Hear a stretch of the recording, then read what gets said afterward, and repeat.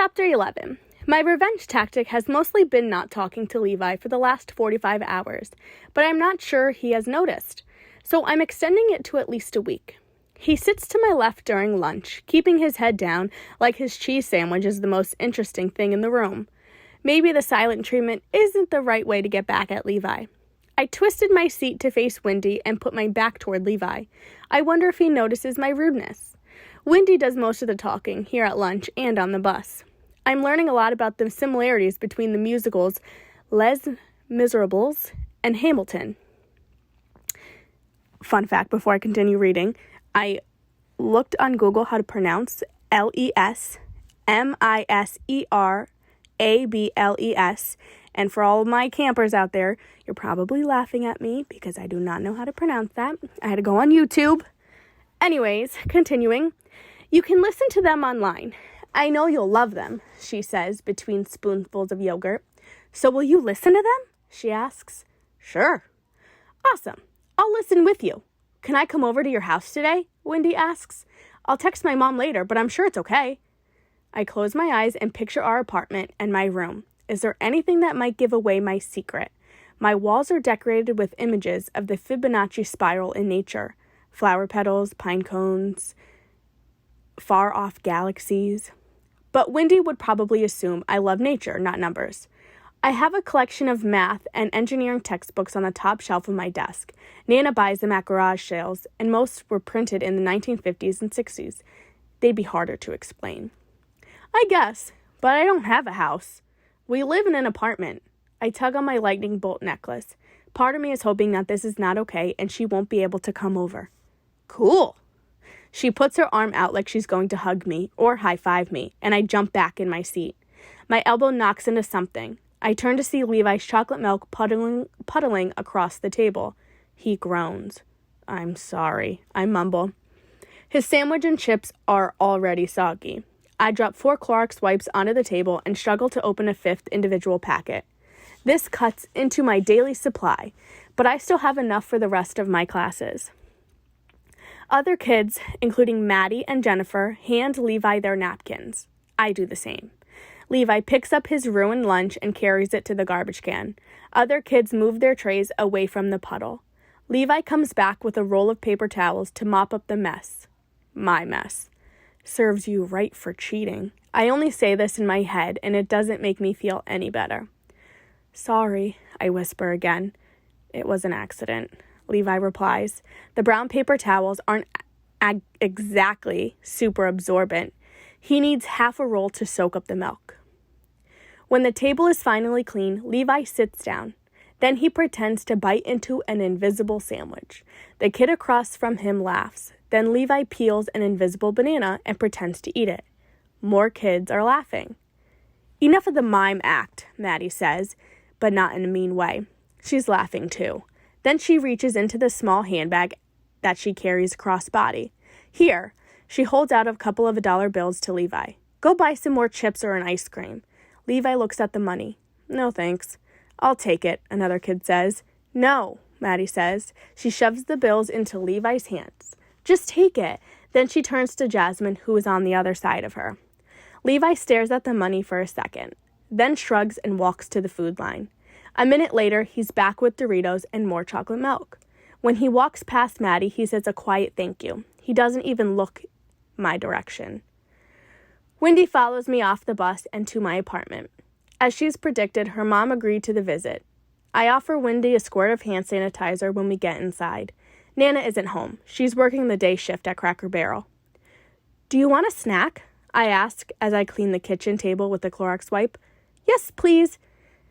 Please tell me you have something other than fruit or non-fat yogurt. That's all we have at home.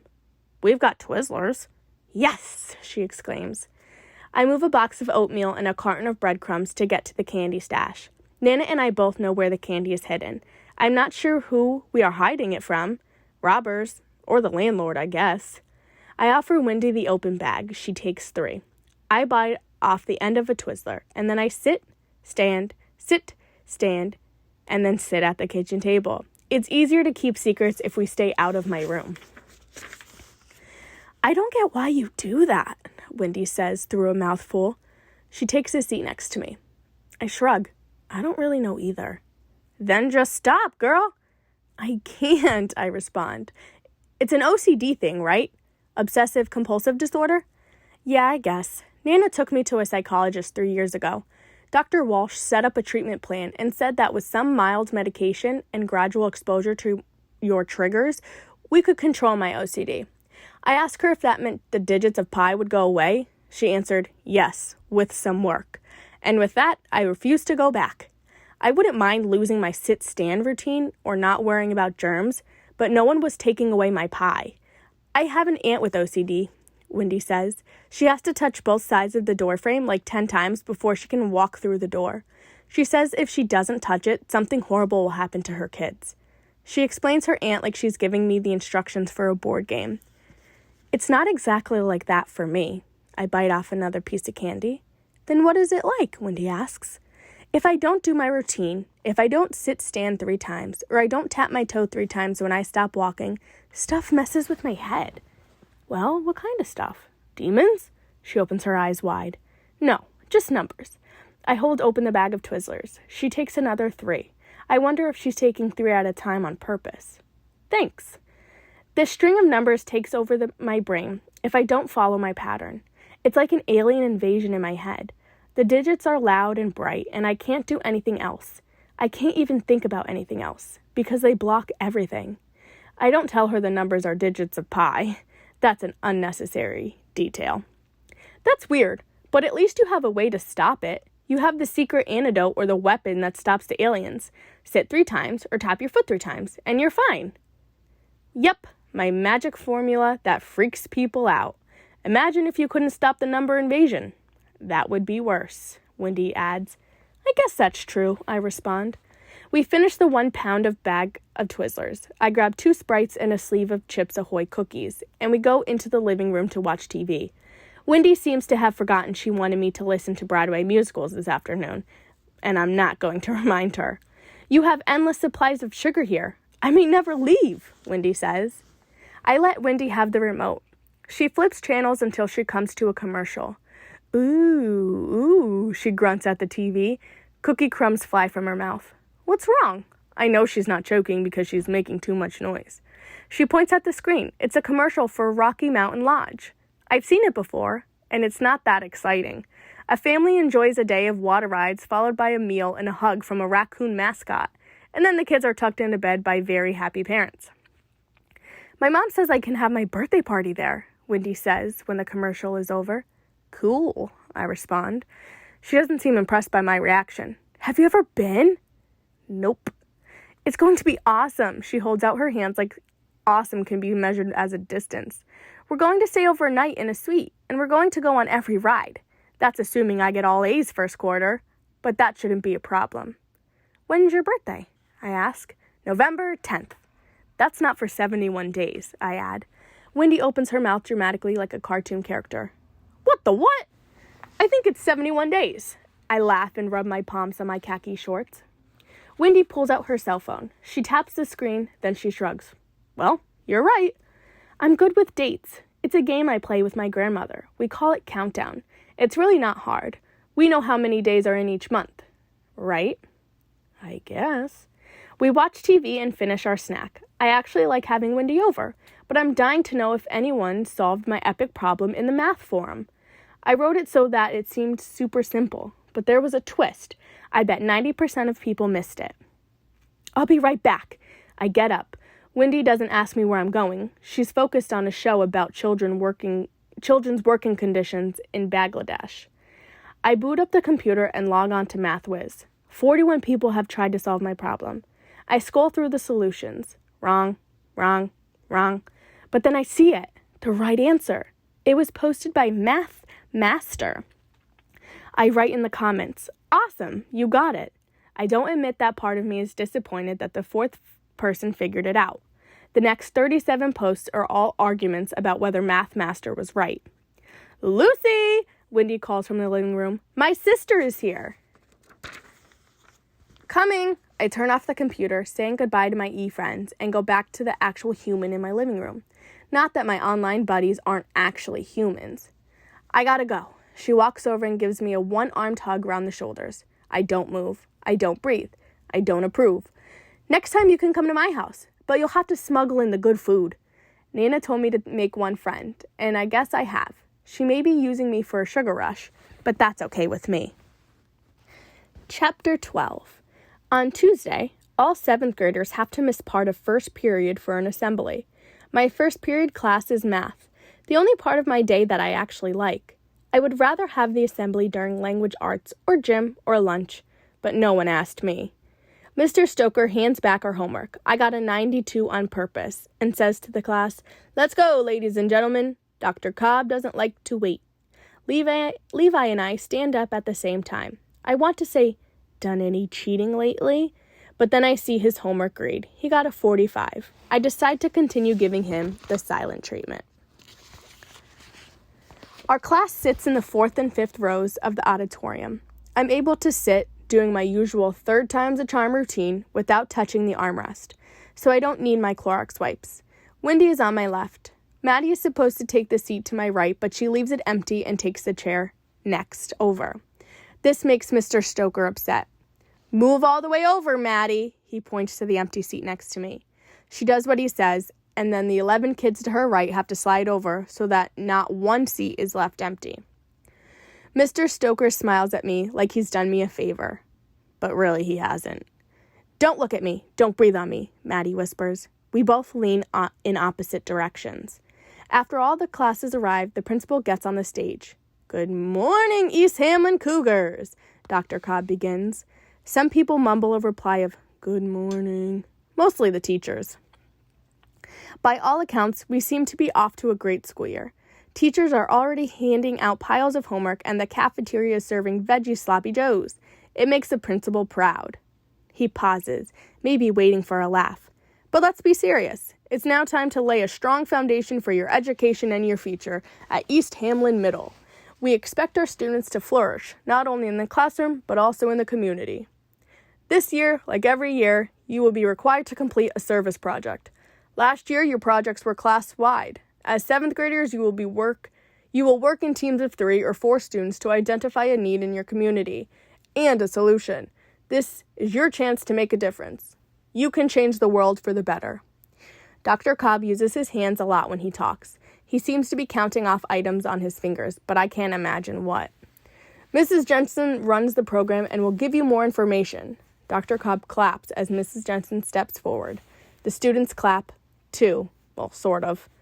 The screen at the back of the stage flitters with color. A powerful PowerPoint presentation pops up onto it. I count the words before I read them. 9 words, 50 letters, 1 colon. Cougars Care Projects, Making a Difference in Our Community, is what it was titled. "I know what you're thinking," Mrs. Jensen says to us, a statement I always find weird because I'm never able to guess what another person is thinking.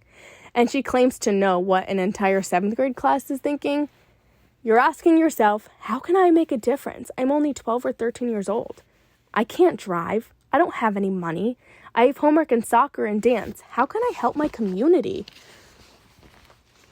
That wasn't what I was thinking. I was calculating the number of hours left in the school year.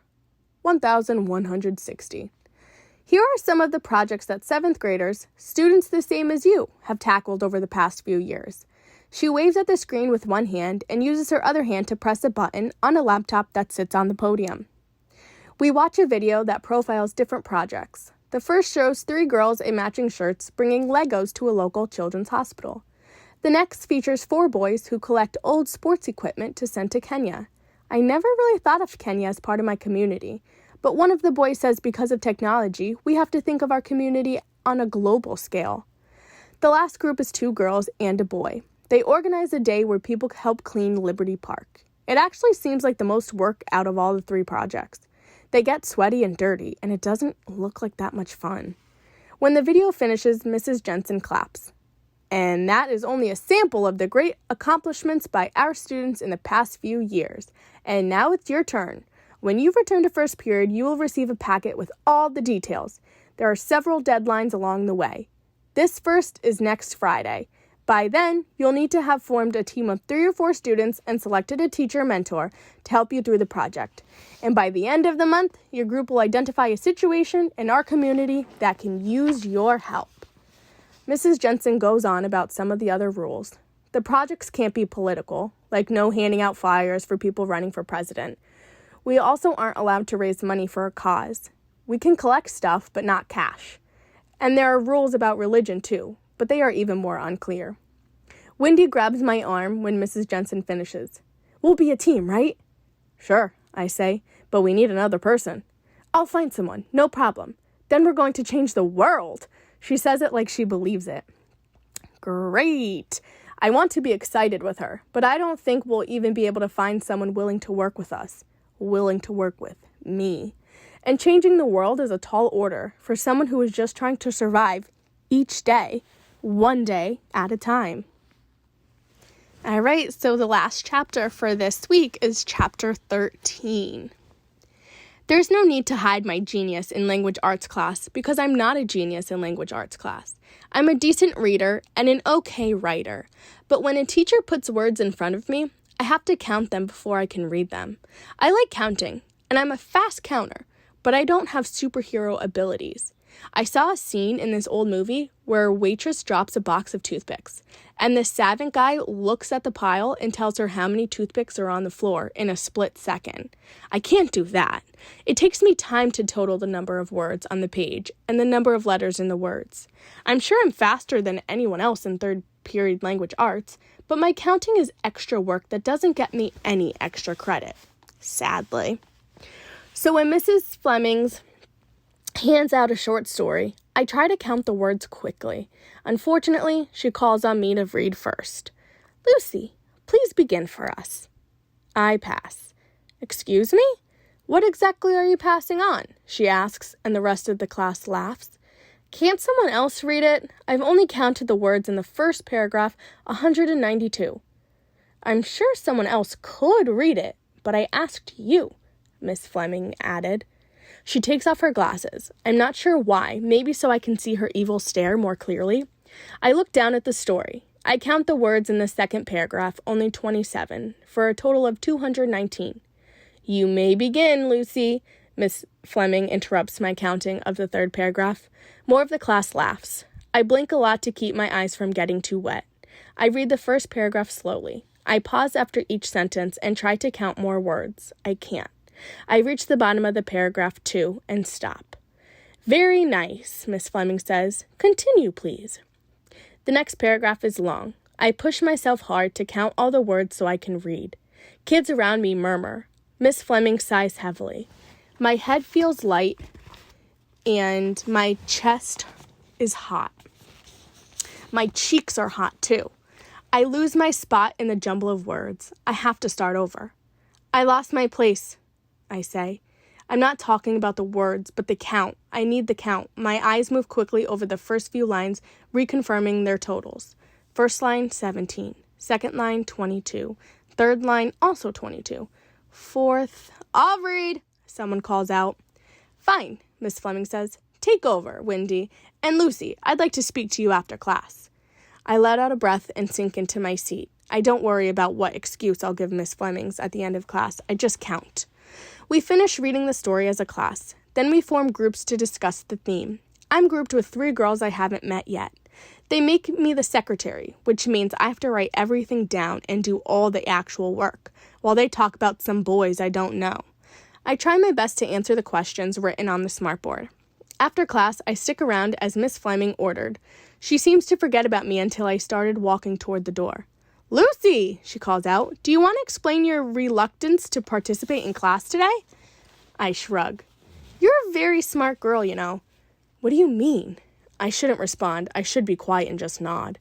Miss Fleming's eyebrows shoot up. I mean, you seem like a smart girl. She knows nothing about me. It's just teacher talk. That's a relief. Life is easier when there are no expectations. You're probably capable of succeeding in this class, but you will need to participate, follow the rules, and do the work.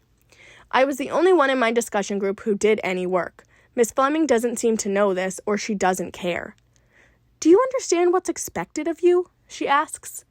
I don't like to read out loud. The words get jumbled in my head or my mouth or something.